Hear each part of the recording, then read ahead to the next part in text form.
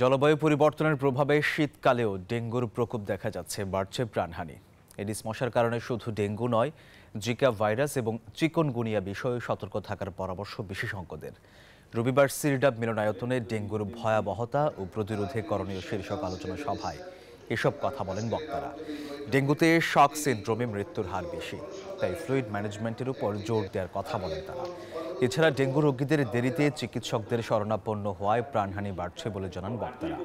ডেঙ্গুর জন্য কোনো অ্যান্টিভাইরাল ড্রাগ না থাকায় নিয়ন্ত্রণ সম্ভব হচ্ছে না উল্লেখ করে দ্রুত ভ্যাকসিনের ব্যবস্থার পাশাপাশি ডেঙ্গু নিয়ন্ত্রণ এবং প্রতিরোধে টেকসই পরিকল্পনার তাগিদ দেন বিশেষজ্ঞরা।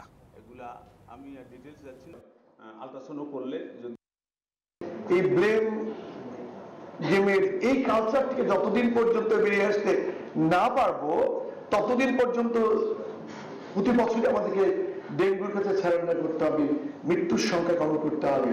যে ডেঙ্গুর জন্য কোনো অ্যান্টিভাইরাল ড্রাগ কিন্তু নেই, এটা আমরা অবশ্যই সরকারকে বলতে পারি যে ভ্যাকসিন ট্রায়ালের জন্য আমাদের বাংলাদেশকে যেন অন্তর্ভুক্ত করা হয়।